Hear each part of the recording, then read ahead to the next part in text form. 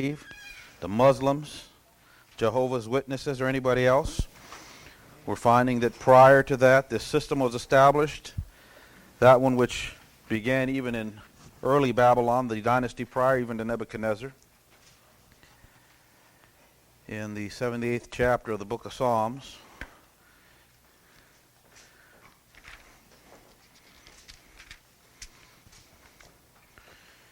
we have a way in which God operates, God works.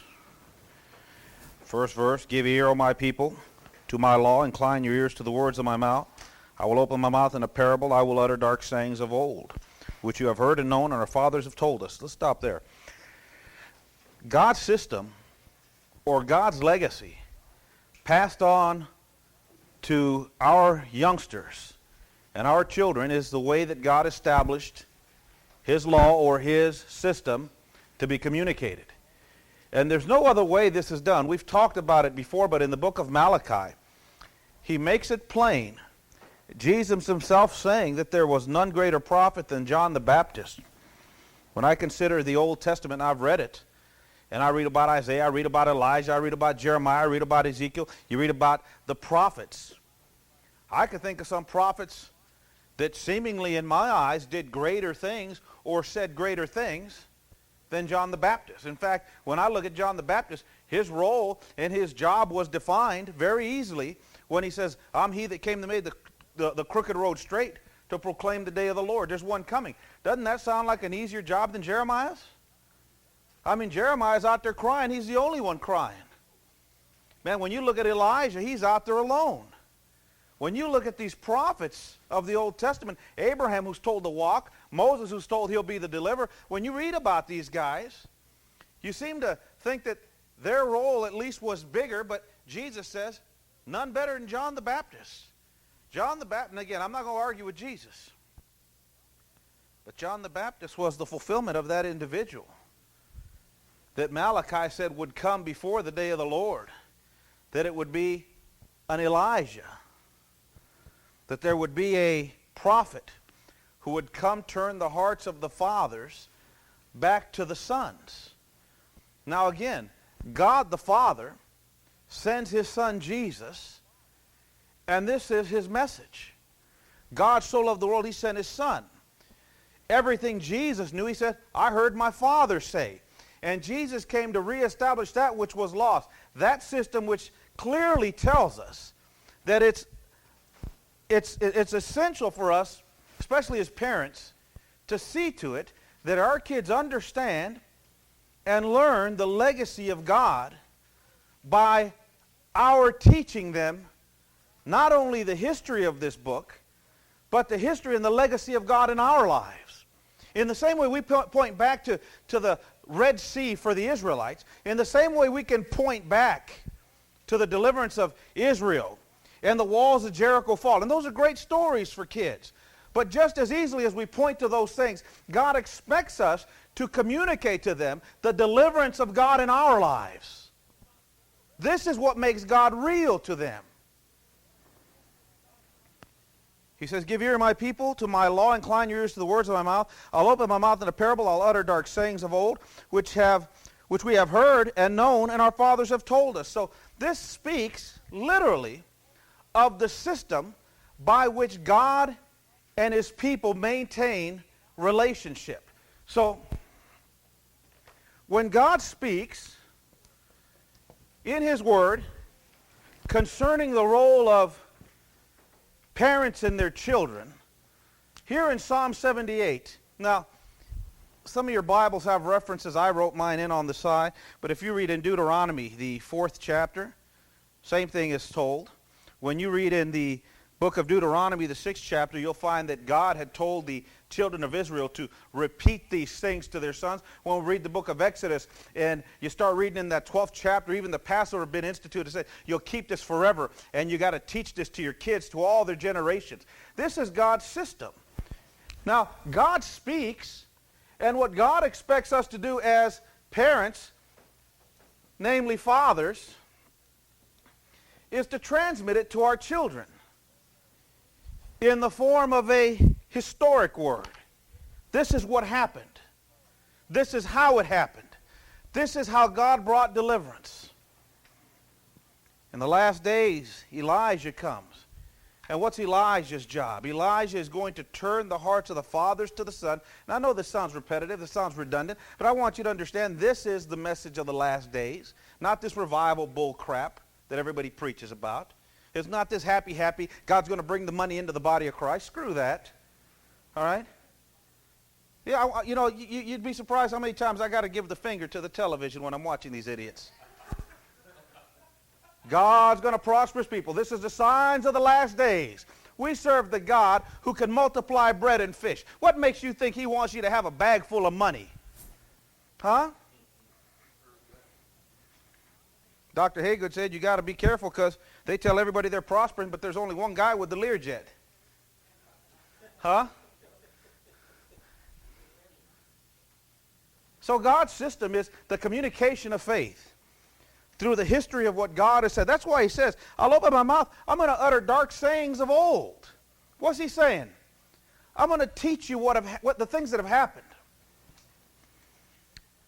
Now, we've talked about this before. What's Babylon's foothold into this system? How do you get Babylon, literally, to replace the system of God? Every time, and I don't have time to do it because I'm going to take it for granted. And I will presuppose because I know what you've learned. I understand what you know because I taught you. The children of Israel, every time they got comfortable, the first thing they would do is they'd forget to teach their kids, and they'd forget the things of God, and as they laid the things of God aside, something else always crept in. Isn't that true? When you stop communicating God and his history, God and his legacy, something else comes in. We talked about this on Sunday when we referenced Hebrews, the 2nd chapter. We ought to take the more in his heed, lest we let these things slip. Again, that's that little dock where the ship comes in, right? That's your boat. It's talking about a nautical term. If you let this slip and flounder out here, what happens to this area, or what happens to that slip? It gets filled with something else.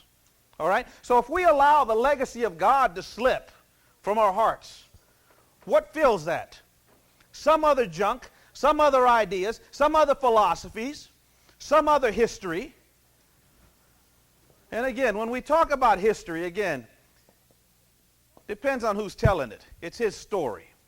All right? We've talked about this in our country. Mexicans come across the border, we call illegal immigration. When you go south of the border, they say, we're going north for opportunity.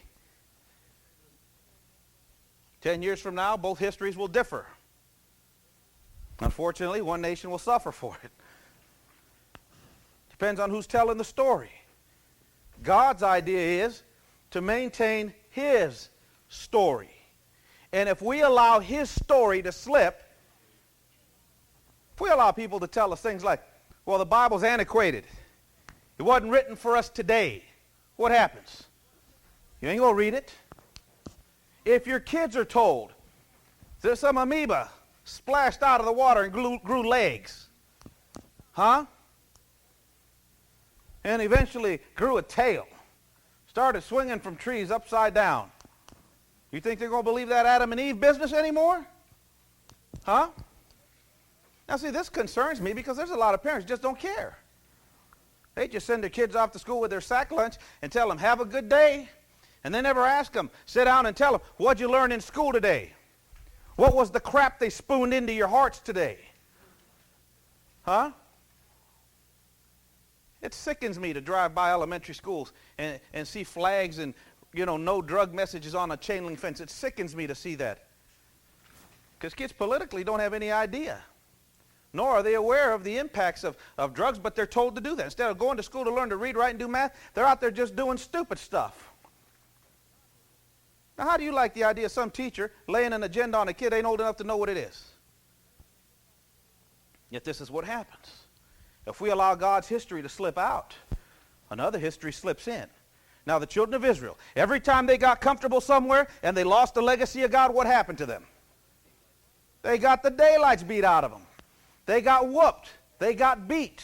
Now, many times we're wondering, how come the church doesn't preach the Word of God? How come the church isn't sticking to what God says? How come the church is always on some other plain rather than the plain God established. I was talking to my brother that goes to a church, and this has been going on for quite a while. People know who Bayless Connolly is. They watch him on television. And Bayless bought that big piece of land right there by Los Alamitos racetrack, and the city exercised what they call eminent domain on him and took it. They said, we don't want a church there. We want Costco. We want business. They took his land. Now, look, I care less what Bayless does. You know, they go get lawyers. They go fight it out in court. How come nobody ever walks into the city hall of Cyprus and says, thus saith the Lord, everything in this city is cursed? Isn't that God's land? You need a lawyer? Man, can you imagine a whole bunch of people going out to that piece of dirt and spitting on it and saying, cursed be this block of land, everything that touches this dirt will be cursed? Somebody said, oh, Christians don't do that. See, but they'd rather fight it out in court, wouldn't they? I could just imagine Moses going to Pharaoh and saying, look here, Pharaoh, I'm going to get me a lawyer, and we're going to have a civil rights lawsuit here.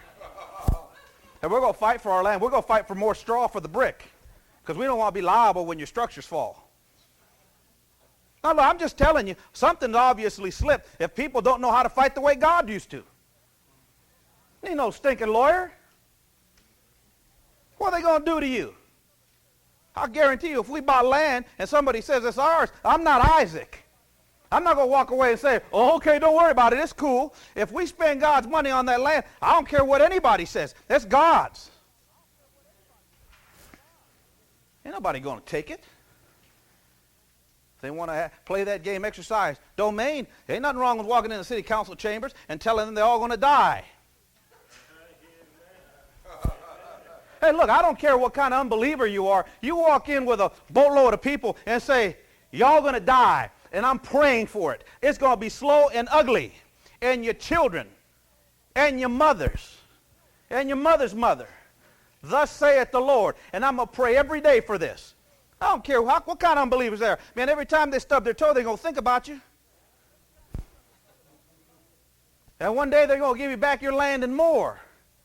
You don't mess with what's God's. But where in the world is the church coming up with these ideas that when you buy something that's God's, you got to wait for the city council to say it's okay? You got to hire a lawyer. I'll tell you what. I don't know how they'd act if you had a whole bunch of Christians sitting out there with guns.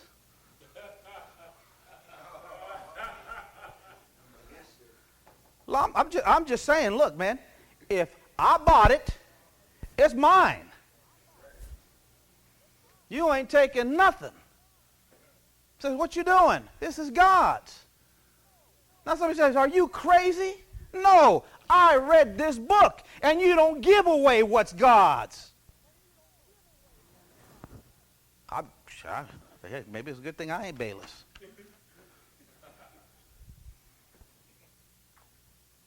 I'm just telling you, you don't need no lawyer.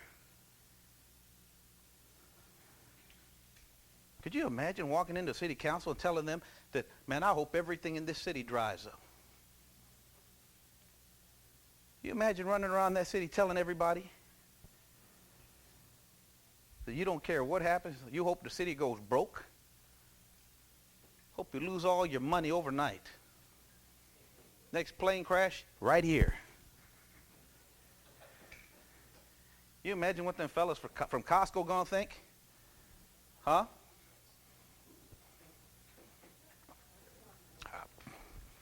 I'm just dumb. I read this book. I'm just trying to figure out what the heck's happening in the world when suddenly the Word of God slips out, something else comes in, and you think the fight for God is with a lawyer. Probably got a fish on his card.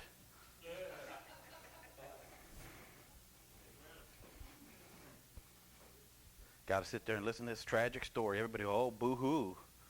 What can we do? It's not our fight. Good thing. It's not our fight. I'm just trying to figure out where the world's coming from. You're supposed to teach the legacy of God. How are you going to teach the legacy of God? Somebody says, that's my land, and you tell your kids, don't worry, son, we got a lawyer. Huh? Man, I want hailstones the size of bowling balls like in the Word. Lord, hit them in the head. Split the earth open, swallow folk up, God. You think that's beyond reason? You think God don't do that? See, if we think that, we're no better than those Jews that basically say, well, you don't expect us to kill a goat in the 21st century, do you? Well, I'll tell you what, when Jesus comes back, they got to go back to Jerusalem and do what? Kill him again. Oh, we don't want to kill goats. It's inhumane today. But when Jesus comes back, what do you have to do? Start the sacrificial system again. Gee, I don't understand Jews. I talked to a Jew. I said, hey, what's up? I never read anywhere in the Bible says stop doing it. He says, come on, man, you want us to start killing animals again? If God didn't say stop, why not? Oh, we don't want to do that. Well, that's why he's going to tribulate them. He's going to teach them they should have. I'm just at a loss when I hear stuff like this. I wouldn't put up with stuff like that. Somebody saying, give me your land. You know, and again, that's a system of Babylon. You know, this whole idea of eminent domain has degenerated, but last I heard, it had to be a compelling state interest, not just some city wants to make more money on a tax base. Go get a lawyer. You don't need no lawyer. You need to go get a bunch of people sign recount petitions. Call down fire from heaven. You really think, people think God can't do that? People think God don't do that no more, do they? Huh? People think God ain't going to do. What did he say? Jesus said, woe be it unto you if you offend one of these little ones. It'd be better if you hung a millstone on your neck, got cast into the sea, than you should offend one of these little ones. People don't know what it says.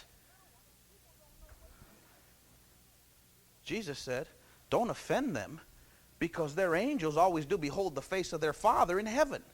You know what that means? We got angels that get mad if we get offended. But if we're like Isaac, like, oh no, we don't want no trouble, it's cool. We're going to do it through the legal system and watch God bring the victory. Why does God want to fight in a legal system if he don't have to? Huh? You don't want to take the battle to the courthouse. I don't want no battle in the courthouse. I want them fertilizing my land with blood. Now listen, honestly, you think God can't drop hailstones anymore? You think the fire of God don't come down anymore? Huh? You think he don't curse people? I want hemorrhoids in secret places. The kind where preparation H don't work. I want them sitting in bathtubs of ice, suffering. You don't think God can't do that anymore? Man, I can't believe people think they got to go to court. Some city says, no, you can't have the land you bought with God's money. You can't build the church because we don't want you to, because we want tax-based income. Yeah, that's mammon. And the church says, oh, we're going to get a lawyer. All right. Got to teach God's history, what God has done. Verse number 4. We will not hide them from their children. Hide what from them? The stories their fathers told. We will not hide them from their children, showing the generation to come the praise of the Lord and his strength and his wonderful works that he's done. See, this is where the church has failed. Fathers have lost their position in the house to the extent that they don't teach their kids what God is doing anymore. They don't teach the kids what God has done. Now, hold that thought. And we'll just pick up. I know we missed a week with Jay here, but I don't mind missing a week. In fact, we'll start with Mars again. Mars, rule by secrecy. And we'll just catch up on some thought here. Page 96, tax-exempt foundation and alphabet agencies. And this is that segment where today there are 40,000 tax-exempt foundations operating in the U.S. alone, most professing to have the most laudable of intentions. Yet many can be seen as furthering the secret society's agenda of globalization and centralized government. So the whole idea behind many of these organizations, and it calls them alphabet organizations because they all have letters like NATO, Council on Foreign Relations, Royal Institute of International Affairs, the National Security Agency, CIA. You know, they call them alphabet agencies. They're established, but what is their main goal? Globalization, one world government. Well, what does that sound like? Book of Revelation? Anybody? Huh? Isn't that where the world is going? Now listen, don't feel bad about it. Isn't that where God wants it to go? Man, he ain't going to be able to fill that valley of Megiddo with blood to the bridle of a horse if you don't get him there. All right? He's got to set this up. Then get the church out of the way. You've always heard me say that the Antichrist can't even manifest. He can't even show his face until the church gets taken out of the way. As long as the church is still here, the Antichrist can't manifest. So there's 40,000 tax-exempt foundations operating in the U.S. alone, most professing the most laudable of intentions, yet many can be seen as furthering the secret society's agenda of globalization and centralized government. Norman Dodd, Director of Research for the House Select Committee to investigate foundations and comparable organizations in 1952, reported that the president of the Ford Foundation told him bluntly that operating under the directive from the White House, that his foundation was to use our grant-making power so to alter life in the United States so that we can be comfortably merged with the Soviet Union. This was 52. I thought we had those good-for-nothings. Huh? How can you be working on orders of the White House to join the two?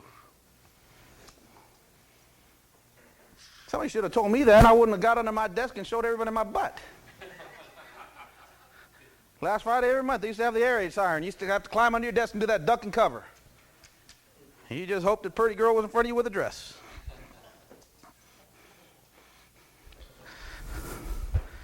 I'll tell you. Maybe could have crawled up to the desk and said, baby, this might be our last day on earth. Got to practice, you know. All right. I'm telling you, I was a pretty chief sinner. A superficial glance at some of the past incurred organizations, foundations linked to Skull and Bones, the CFR, Trilateral Commission, Illuminati, other secret societies by several writers reveal some surprises. To name just a few, these agencies include International Development, American Civil Liberties Union, American Council of Race Relations, American Press Institute, Anti-Defamation League, Arab Bureau, Aspen Institute, Association of Humanistic Psychology, Battelle Memorial Institute, Center for Advanced Studies in the Behavioral Sciences, Center for Constitutional Rights, Center for Cuban Studies, Center for Democratic Institutions, Christian Socialist League, Communist League, Environmental Fund, Fabian Society, Ford Foundation, Foundation for National Progress, Institute on Drugs, Milner, National Association of Advancement of Colored People, National Council of Churches, New World Foundation, Rand Institute, Stanford Research, Tavistock Institute, Human Relations, Union of Concerned Scientists, International Red Cross, and the YMCA, just to name a few. So that kind of gives you an idea of what is involved, doesn't it? Did we miss any? Now, what does that make you think of some of these organizations? You going to look at them the same? The Aspen Institute, for example, is a global concern with considerable diplomatic influence. Nearly $60 million in net assets. They regularly host presidents, prime ministers, philosophers, statesmen, advisors, educators, journalists, artists, activists, and a roster of corporate representatives to rival the Fortune 500 list, noted Paul Anderson, writing in the Aspen Times Weekly. Yet despite its national, indeed international prominence, the Institute remains an enigma to the majority of local residents and visitors. The Institute was founded in the 1940s as the Aspen Institute for Humanistic Studies. The appellation regarding humanism was dropped in the 1970s. Founders included Walter Pepke, a Chicago industrialist, Robert Maynard Hutchins, president of the Rockefeller-dominated University of Chicago, Mortimer Alder, a philosopher, and CFR and Bones member Henry Luce, the powerful head of Time Life Publications. All of these men were closely connected to the University of Chicago affiliated Encyclopedia Britannica. Now, how many of you thought Encyclopedia Britannica was from Britain? It's published by the University of Chicago. Despite a series of fierce disagreements with the town of Aspen over expansion and land use, the Institute continues to utilize the restful Rocky Mountain atmosphere to soothe attendees with its many influential seminars and conferences. The Institute for Policy Studies is an umbrella organization encompassing hundreds of diverse groups representing both the left and the right of the political spectrum, which is still active in Washington. It's another example of an organization linked to secret societies. Arthur Coleman wrote, "The IPS shaped and reshaped American policies, foreign and domestic, since it was founded by James P. Warburg, and the Rothschild entities in the United States, bolstered by Bertrand Russell and the British Socialists through its networks in America." So this group, the Institute for Political Studies, who founded it? Huh? An agent of the Rothschilds, Warburg. Who's the Warburgs? Remember the Warburgs? Charge of the Bank of France, Bank of England, Bank of Germany, first president of the Federal Reserve Bank here in America was who? Paul Warburg. So isn't that a nice institute? Huh? The Institute for Policy Studies. Why would bankers want to be in charge of policy studies? Isn't that such a nice sounding name? Does anybody link banking to policy studies? Just another nice group, huh?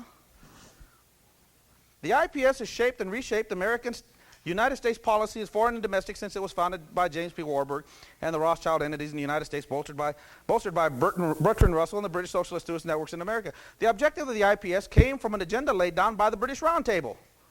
Wait a minute, I thought we were free from British rule. How come the British Round Table is still telling us what to do? How come nobody ever tells us this? The objectives of the IPS come from the agenda laid down by the British Round Table, one of the most notable being to create a new left, a grassroots movement in the U.S. The IPS was to engender strife and unrest and spread chaos like wildfire out of control, proliferate the ideas of the left-wing nihilistic socialism, support unrestricted use of drugs of all types, and to be the big stick with which to beat the United States political establishment. So the IPS, coming out of Britain, had an objective to start up a left-wing grassroots organization. Now again, this is back in the 50s. I think they did a good job. What do you think?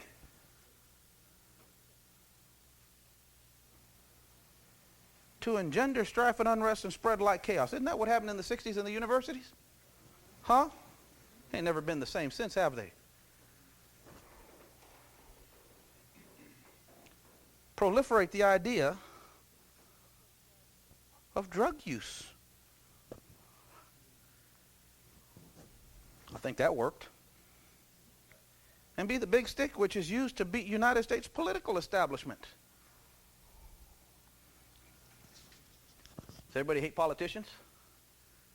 Huh? In the mid-1980s, a movement toward rewriting the U.S. Constitution gained momentum. Why would you want to rewrite the Constitution? Now, let me ask you a question. If people knew the Constitution, would they want to change it? You know what surprises me? When you start talking about the Constitution to people, you know most people don't know the Constitution? You know most people don't even recognize the Bill of Rights if you told them? Most people argue against free speech, not understanding what free speech means. People say, what's the Second Amendment? Everybody knows that one, right to bear arms. But then you get people argue, no. That was for a well-regulated militia. Now we got policemen and we got a military. No, but wait a minute. Who does the military and the police, who do they enforce? Aren't they part of the government arm? So what militia was it talking about? It was talking about the people's militia. They were supposed to fight the government's militia in case the government got too heavy-handed on us and began to encroach and violate our rights guaranteed by the Constitution, right? So every public citizen is supposed to have a gun. Somebody says, well, I don't believe it that way. Because they never read it. How many people ever argued with you over guns and they never read the Constitution? Bunch of stupid people. There's no other nice way to say it. They're just stupid people. Just brainwashed stupid people. Same people cry about illegal search and seizure. You can't pull me over and rouse me. We'll just leave that one alone, go on. Mid-1980s, a movement toward rewriting the U.S. Constitution gained momentum, in part due to the work of the Center of the Study for Democratic Institutions. Now, the Center of the Study of Democratic Institutions, does that sound like an organization that would want to rewrite the Constitution? Let's leave that one alone for a little bit. Now, we were talking about how the Jews, during the post-war days in Russia, they began to prosper, and because of their religion, quote unquote, their ideals, the Russians felt very insecure watching these funny people prosper around them. So in order to make them more common, what do? They put them into public school, right? And what happens in public school? Well, you replace what their parents teach with what they teach, right? And then we were talking a little bit about how this works. And what this has to do with us today. And it has everything to do with us today. And the reason it has everything to do with us today is because the exact same rationale that the devil used on Israel, he uses on every generation that follows. And as long as the devil can keep running the same play and gaining the same success, he doesn't change it. Now, we're reading in The Death of the West. And that's Pat Buchanan. And again, a lot of people, you ever hear people talk bad about Pat Buchanan? You know, Democrats hate him because he was a Republican, but the Republicans hate him because he's not a Republican anymore. So everybody hates him.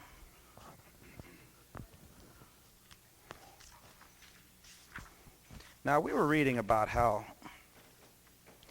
the movement that began in Russia, this supposed great movement by the grassroots proletariat, the working class against the bosses, how this was going to work.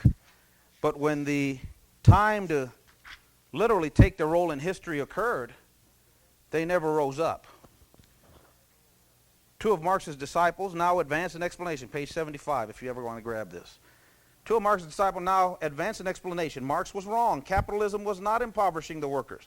Indeed, their lot was improving. And they had not risen in revolution because their souls had been saturated in 2,000 years of Christianity that blinded them to their true class interests. Now, listen to what is being said. Because you're Christians, you're blind to know what's really good for you. Right?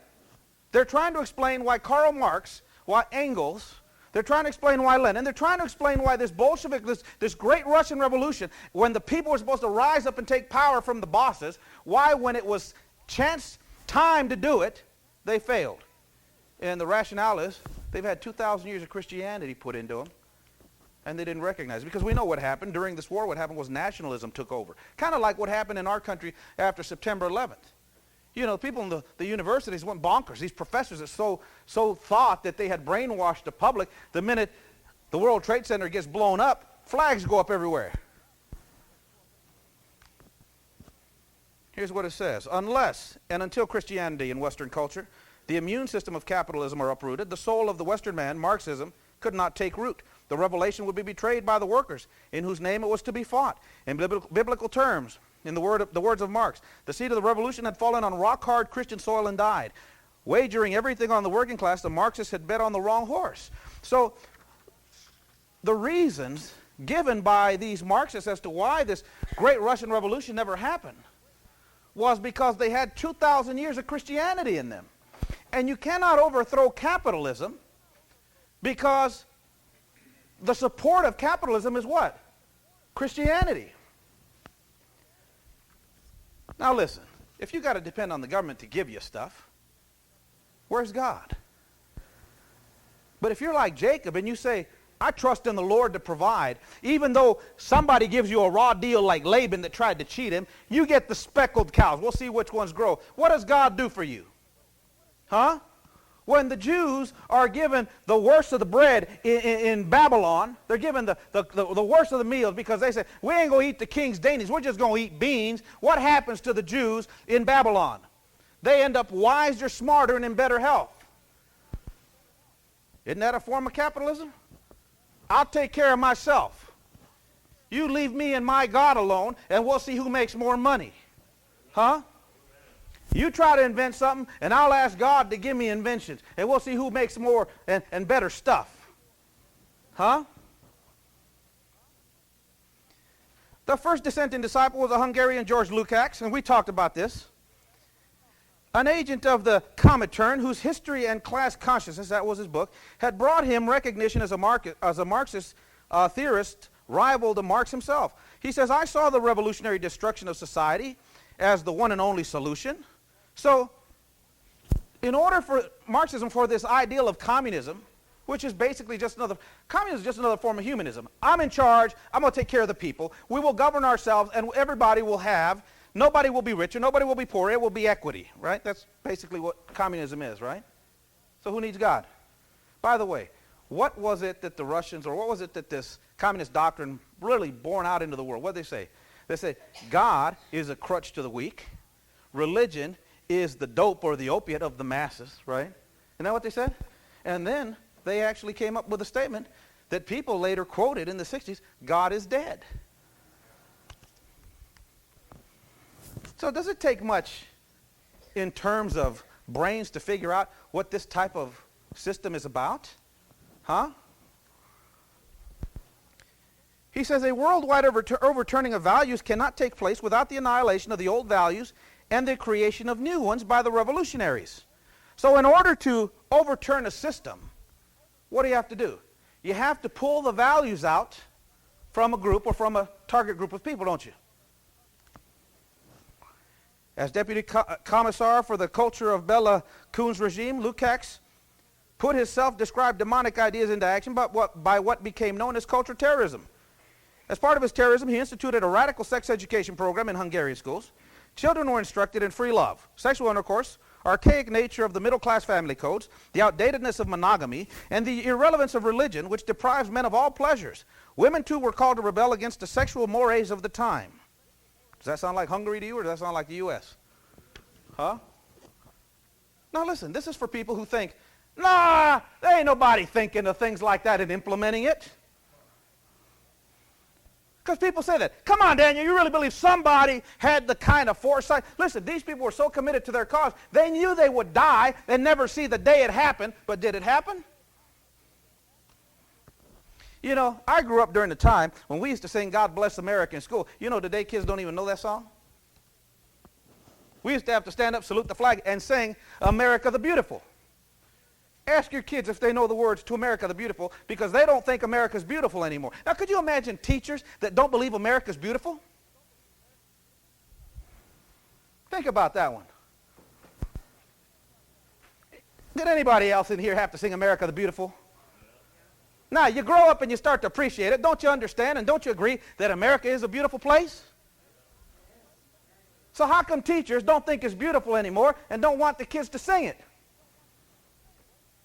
Now, I'm going to tell you right now, it works the same way as God's legacy. If you want your kid to love the country, you got to teach them to love the country, because they ain't going to learn it in school. Now, see, stuff like this gives people the impression that, you know, we're just a bunch of flag wavers. This ain't about waving a flag. This is about kicking the crap out of the Antichrist, telling him he's got to wait a lot longer than he thinks. All right? This ain't about, you know, America the Beautiful. This ain't like Daniel. He's just a flag-waving 4th of July, hot dog eating, you know, baseball and apple pie guy. No, it's the devil. Screw him. And all his agents. You know, these people think they can go around doing things like that, and people are just too dumb to know it. Some people are dumb, but we're going to hold back Antichrist, and we're going to kick him a few times on the way out. Even when the church gets raptured, man, go out kicking.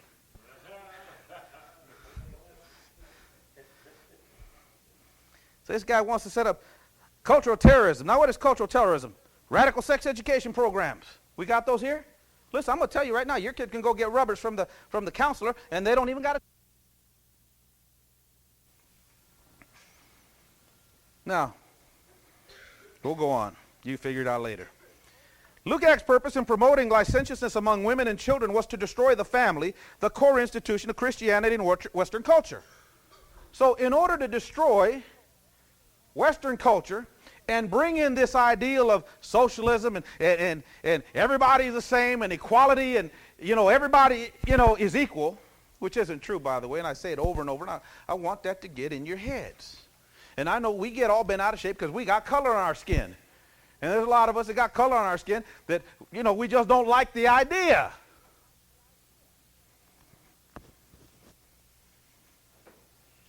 Look, I'm just as proud of my culture as I can be. But there was a reason I was born 250 miles north. Because God didn't want me to be some brick making, you know, walk on the floor, dirt floor, you know, beer drinking, whatever dude out there in, you know, the deserts of Mexicali. That's selling oranges. That wasn't my destiny. And people get mad at me and say, but Brother Daniel, we built pyramids. It's like, really? There's the stones, go build me one.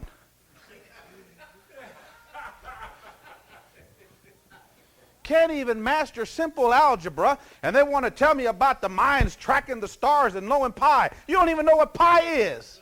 You think pi is dessert. I get sick of people like that. They just want to boast in their heritage. We built the pyramids in Egypt. There's a bunch of rocks. Go knock yourself out. When you can build one, I'll listen to you.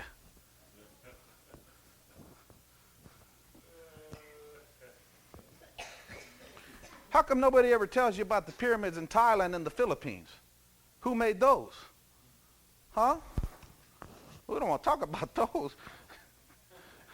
They mess up our story.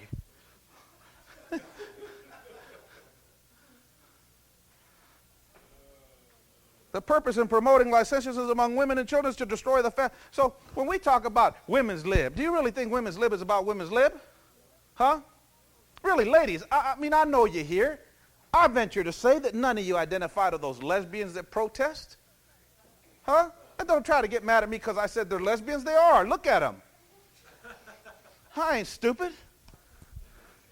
You don't need a crystal ball to know what a lesbian looks like. I know what a lesbian looks like. Do you need help? You know, is Rosie still on? 5 decades after Lukács fled Hungary, his ideas were enthusiastically embraced by the baby boomers in the sexual revolution. Well, how'd that happen? Well, let's find out. The second disciple was Antonio Gramsci, an Italian communist who lately begun to receive deserved recognition as the greatest Marxist strategist of the 20th century. Now, wait a minute. Now this guy Gramsci, an Italian communist, he's barely getting recognition as the greatest Marxist strategist of the 20th century. Now, wait a minute. If he's being recognized as a strategist of Marxism, today, what are people figuring out? That he laid a strategy and a plan that's working right now. So that's, again, for those people who think, come on, Daniel, you really believe there's people out there who lay awake at night and try to figure out how to take over the world? They do. Gee. After Mussolini's march on Rome, 1922, Gramsci fled to Russia. But unlike the useful idiots and the infantile left of Lenin's derision, such as American writer Lincoln Steffens, I have been over to the future, and it works. This is what Gramsci said. Gramsci was a sharp observer who saw that Bolshevism did not work. Only through terror could the regime compel obedience. Gramsci concluded that Leninism had failed. The Russian people had not been converted to communism. They loathed it. Their land, their faith, their family, their icons, and Mother Russia meant more to them than the international worker solidarity. Because when you looked at Russia, the only reason they became communists was because they had guns pointed at them. Because they'd get sent to the gulag if they talked bad, right? Gramsci figured this out. You didn't convert nobody. The Russian people had not changed. They were obedient only because resistance meant a knock at the door at midnight and a bullet in the back of the neck. Even the Tsar had evoked more love and loyalty than the hated Bolsheviks. Gramsci concluded it was their Christian souls that prevented the Russian people from embracing the communist revolution. So wait a minute. We've got Marx and Lukács, who blamed Christianity for the failure of the Bolshevik Revolution. And now Gramsci, an Italian, says this revolution failed because of what? Their Christian souls were what prevented the people from embracing the communist revolution. So before you take on the West, what do you have to do? Get rid of Christianity. You take out the basis of strength. You remove them from the rock called Christ. The civilized world had been thoroughly saturated with Christianity for 2,000 years, Gramsci wrote, and a regime grounded in Judeo-Christian beliefs and values can't be overthrown until those roots were cut off. If Christianity was the heat shield of capitalism, then to capture the West, Marxists must first de-Christianize the West. Let's see. It says here, our own cultural revolution could have come straight from its pages. In the East, Gramsci wrote of Russia. This is what he wrote. That the state was everything. Civil society was primordial. In the West, there was a proper relation between the state and the civil society, and when the state trembled, a sturdy structure of civil society was at once revealed. But the state in the West was only the outer ditch, behind which there stood a powerful system of fortresses and earthworks, literally speaking of Christianity. Rather than to seize power first and impose a cultural revolution from above, Gramsci argued, Marxists in the West must first change the culture. Then the power would fall into their laps like a ripened fruit. So what are they teaching you here? That in order to take over a society, in order to take over a nation, without firing a shot, what do you have to do? You change their culture. If you can change their culture, what is America's culture based on? Whether people want to believe it or not, it's Jesus. You'll like this. But to change the culture would require a long march through the institutions. Well, who's going to march through the institutions? These people. The arts, the cinema, the theaters, the schools, the colleges, the seminaries, newspapers, magazines, and all the new electronic medium and radio. One by one, they each have to be captured and converted and politicized into the agency of revolution. Then the people could be slowly educated to understand and even welcome the revolution. Gramsci urged his fellow Marxists to... Now, do you remember when we got our tax checks from, George W. when he gave us a refund? Didn't it amaze you that some idiots said, we don't want it? Tell me where they live. I'm going to go take their stereo and their television. These people are stupid. How do you convince people that when the government is raping you over taxes to say, come on for more, I like it? Huh? I'm telling you, they learned that from the French. Gramsci urged his fellow Marxists to form popular fronts with Western intellectuals who shared their contempt for Christianity and the bourgeois culture who shaped the minds of the young. Message to the comrades: it is the culture, stupid. Since Western culture had given birth to capitalism, sustained it, if that culture could be subverted, the whole system would fall from its own weight. Tell me these people aren't intelligent. Huh? On the cover of 1970 runaway bestseller, The Greening of America, The Manifesto of the Counterculture, Arthur Charles Reich parroted Gramsci perfectly. There's a revolution coming. It will not be like the revolution of the past. It will originate with the individual and with the culture. It will change the political structure only as its final act. It will not require violence to succeed, and it cannot be successfully resisted with violence. It is now spreading with amazing rapidity, and already our laws, institutions, and social structure are changing in consequence. This is the revolution of the new generation. Literally, change is happening. Gramsci's idea how to make a revolution in Western society had been proven correct. Lenin's regime shook the world for 70 years, but ultimately the revolution failed, and his regime failed. In the end, the Communist Party of Lenin and Stalin remained what it had from the beginning, a conspiracy of political criminals who used Marxist ideas and rhetoric to disguise what they really wanted, absolute power. Next chapter starts out. Let me just read a portion. Told Marxists, the path to power was violent overthrow of a regime, as in Paris, 1789, St. Petersburg, 1917. To the new Marxists, the path to power is nonviolent and requires decades of patient labor.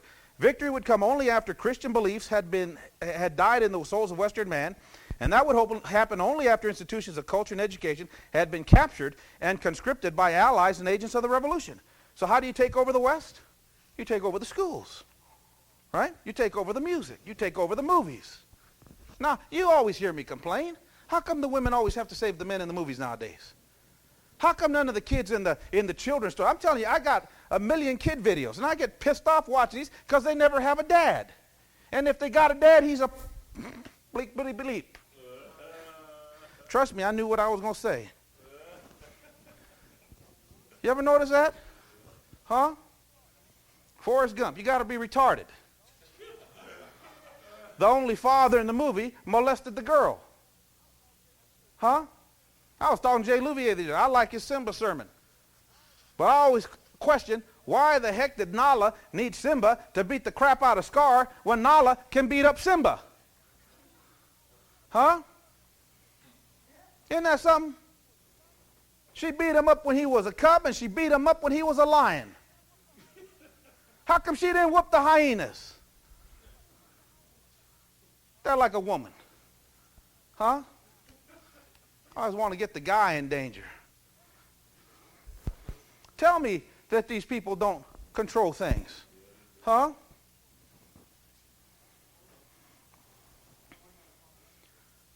Victory would come only after Christian beliefs had died in the souls of Western men. How's that? Now, let me ask you a question. How come your kids get to learn about this amoeba that comes out of the water, grows a tail, and grows hands and feet, but you can't teach them about God's creation? Huh? How come every school you walk into has that picture of a monkey and the evolutionary change to a man?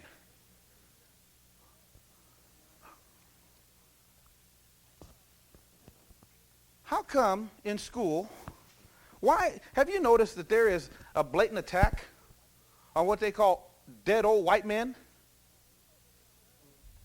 Do you know that in America, if you don't like old dead white men, you deny the history that makes you great. And we deny the history. Look, George Washington. They don't even call it Washington's birthday anymore. They call it President's Day. How come people don't want to acknowledge Washington? Because he's an old white man, right? And old white men are bad. Well, do you know what made George Washington tick? He was a Christian. Huh? Madison. How did he pen the Constitution the way he did? Huh?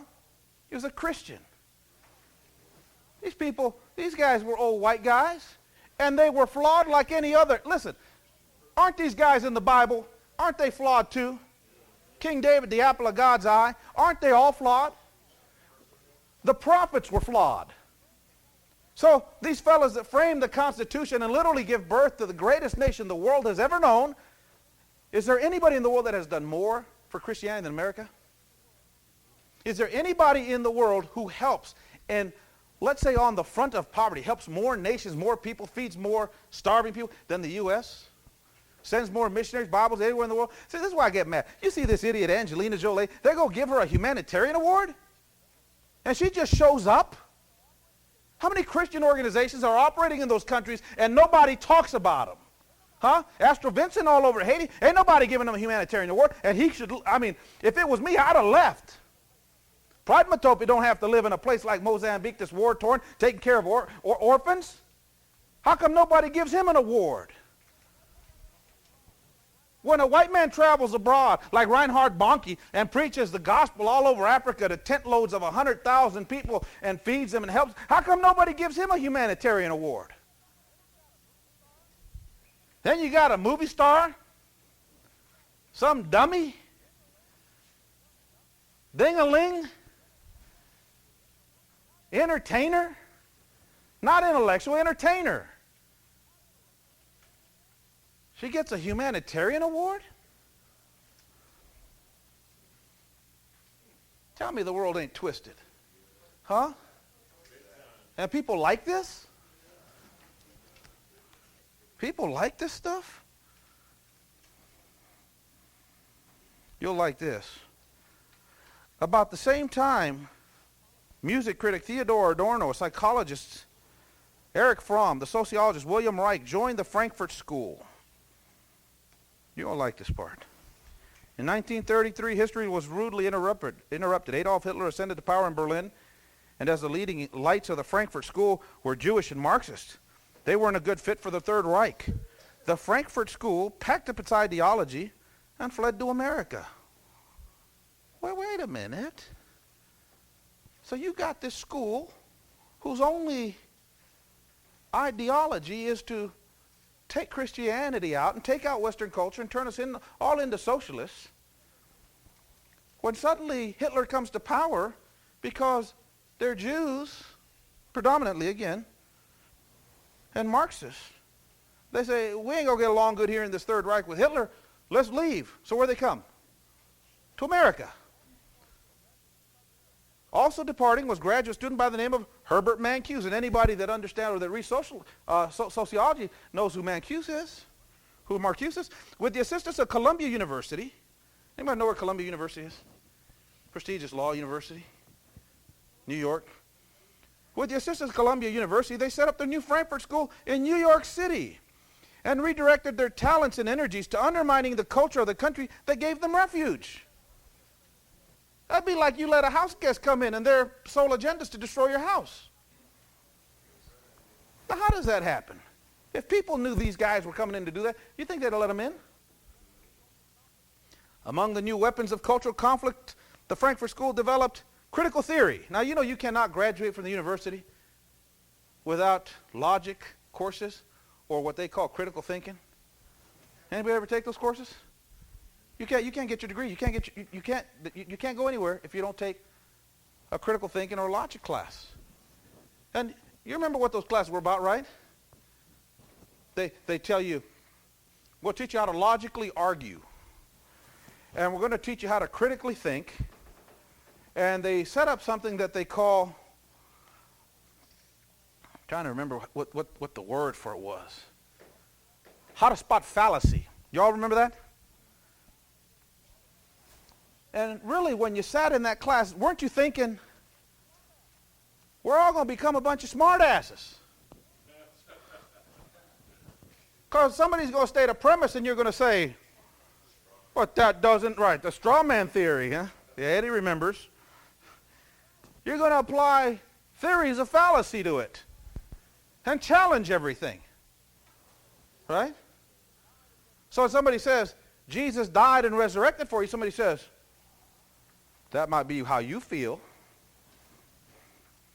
So this Frankfurt School comes and sets up in New York, and one of the first things they do is set up a class called critical theory. The name sounds benign enough, but it stands for a practice that is anything but benign. One student in critical theory defined it as essentially a destructive criticism of all the main elements of Western culture, including Christianity, capitalism, authority of the family, patriarchy, hierarchy, morality, tradition, sexual restraint, loyalty, patriotism, nationalism, heredity, ethnocentrism, convention, and conservatism.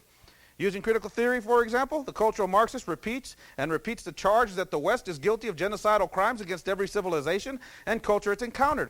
Under critical theory, one repeats Western societies are history's greatest repositories of racism, sexism, nativism, xenophobia, homophobia, anti-Semitism, fascism, Nazism. Under critical theory, the crimes of the West flow from the character of the West. And who shaped the character of the West? Christianity. Now listen. If you're so convinced that Whitey's bad, that he caused the demise of the Indians, he enslaved Negroes, he threw the Mexicans back across the border. If you blame Whitey for everything, what inspired Whitey? What drove Whitey? Let me ask you this. What made Whitey think he could have it? They had something in them that said, we're going to take the land. Isn't that what God told Abraham? Every place that the sole of your foot touches, that shall I give you. So if you can convince yourself and convince your kids, now see, this is why these theories become so popular with people with color on their skin. We teach our kids. The white man took California, Arizona, and Mexico, Texas. And one day we're going to have it back, Junior. I'm going to be shooting at everybody with a serape. Because I've been to Mexico and I don't like it. And you got black folks saying, yeah, we weren't slaves, son. And they treated us bad with whips. But one day we'll go get the whips and we'll whip Whitey. Huh? And we're going to get reparations. And spend it all in the mall. Buy a big screen and a house. And get into tax trouble. And the kids say, yeah. Why are we going to get that money, Dad? Because Whitey. And if you hate Whitey and what drove Western culture enough, what do you hate? Christianity. So if you can dismantle Christianity, the society just falls into their laps. Listen, I'm going to tell you something. You're going to think a whole lot different about these people who do nothing but, cry racism at the drop of the hat. These women who sit there and cry for equality every time they think somebody's discriminating against them. You're going to think differently about people every time they stand up and tell you things like, well, I was behind the 8 ball most of my life. Huh? You ever hear people just make excuses like that? Their whole life is just excuses. Can never get it right. Just blame people for everything. Now, how does it make, again, look. Now, you think if minorities understood this system, you think if minorities understood that they're pawns for the Antichrist? Huh? that the devil is using them, that the system is using them for the sole purpose of dismantling Christianity, thus the West. And what is the promise to them? The promise to us as minorities is, we're going to give you what you deserve. You're darn right we're going to get what we deserve. Huh? They're going to give you a jumpsuit, baby. And then people on the top are going to throw you what's left.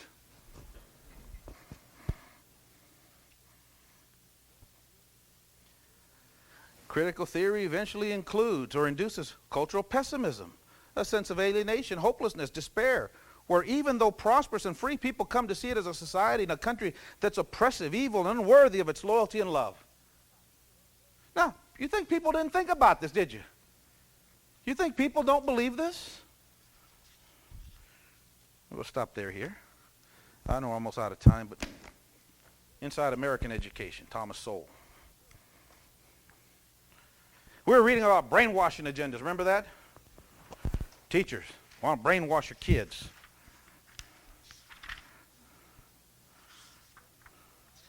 I don't know if I want to read your parents as pariahs or...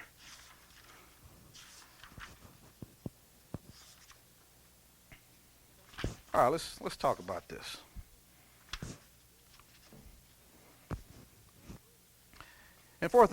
In fourth grade and sixth grade classes in Tucson, diaries were assigned with specific instructions that the student can write about her personal problems with family relationships, even if they were bad, because the teacher's a friend and won't tell.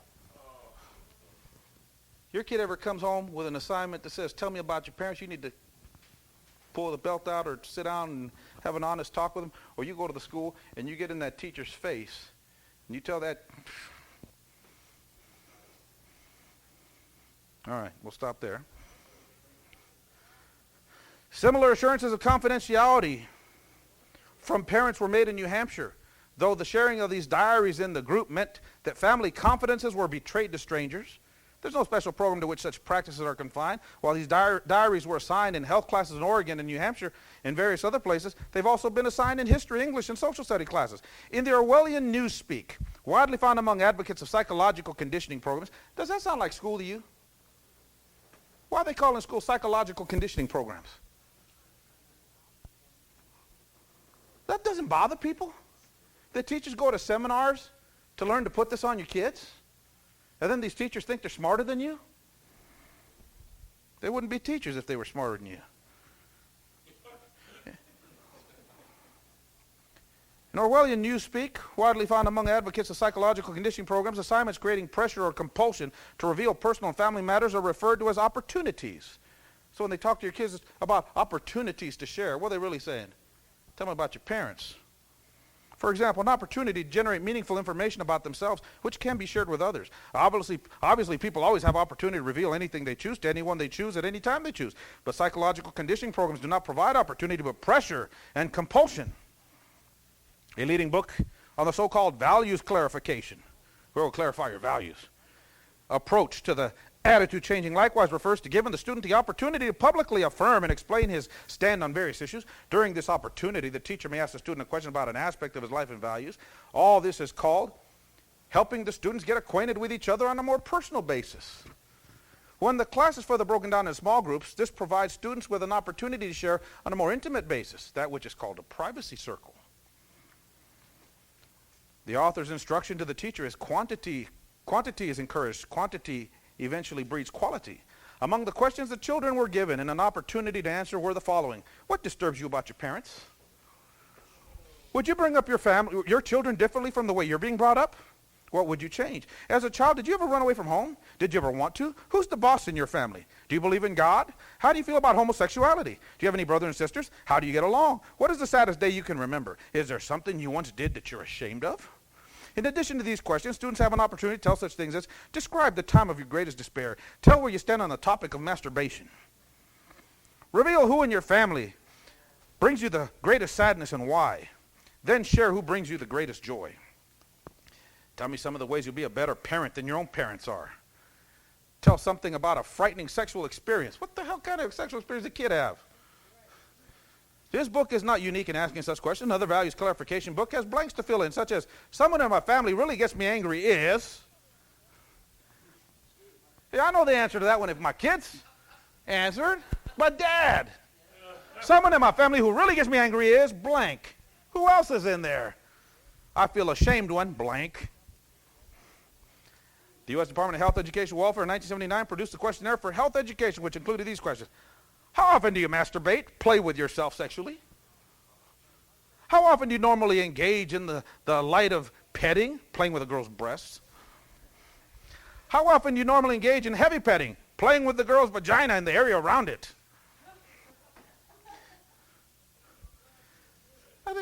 These are books that the teachers put the kids through. Attitude-changing programs involve so many thousands of schools, so many teachers, administrators, facilitators, and so many commercial, ideological, and other interests, it's impossible to ascribe a single purpose to all involved. Check this out. The most general, indeed pervasive principle of these various programs is the decisions are not made by relying on traditional values passed on by parents and surrounding societies. This is to be done in a neutral or non-judgmental manner. They're trying to get to your kids. Psychologists have been prominent among proponents of creators of these programs, including the late psychotherapist Carl Rogers and a whole school of disciples gathered around him. Central to this questioning of authority is the questioning of the role of the central authority of the child's life, the parents. Parents go overboard or have serious problems. Parents are the greatest obstacles to any brainwashing of children, and it is precisely the parents' values that are to be displaced.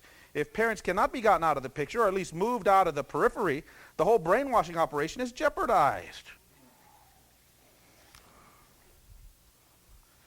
Now, some of you have been to school and told the teacher that your kid needs more homework, and the teacher says, oh no, your kid is doing just fine. Screw them. You tell them what you want your kid to do. Teacher ain't smarter than you. Teacher don't know your kid more than you. If you tell your teacher, I need you to call on my kid a little more because my kid won't respond if you just let them raise their hand. I want you to call them. Oh no, I don't want to break their spirit. You just shut up and do what I tell you.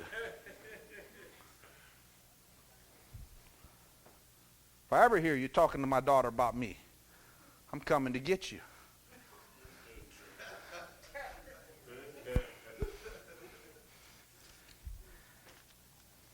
What's at stake here? What are we talking about? We're talking about Babylon. We're talking about a system. The church has to first be removed. The groundwork and the root of Christianity has to happen before this can occur. We're not just bringing this stuff up. We're still talking about Hitler, by the way. We're still in Hitler, but we're just deviating a path because we're finding out how Hitler operates. Hitler first had to change the minds of the youth. How did Hitler take over a nation? He got the kids to turn in their parents. Signed up the Nazi youth, right? The Hitler youth group.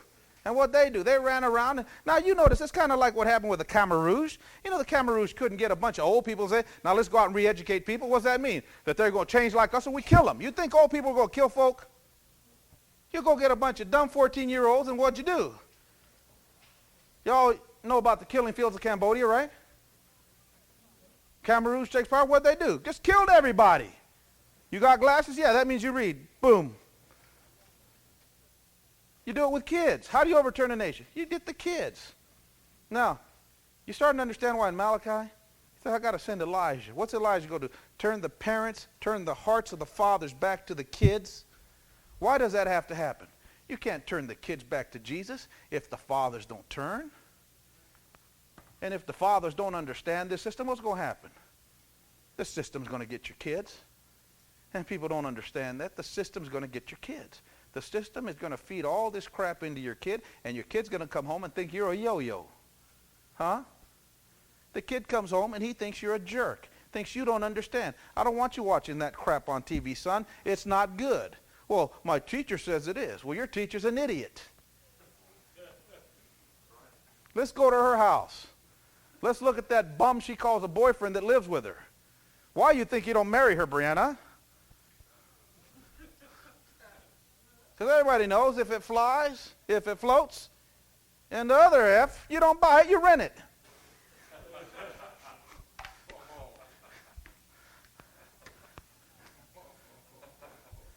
Let's find out about your teacher. People need to do that. Go find out about teachers. How much weed do you smoke? Huh? How come nobody ever asks teachers that? How many beers does it take you to calm down before you go to bed? Nobody ever asks a teacher that. You got a gun in the house? Oh, no, of course not. You're a wuss. Can I give your daughter condoms? Huh? Let me introduce her to condoms and rap music.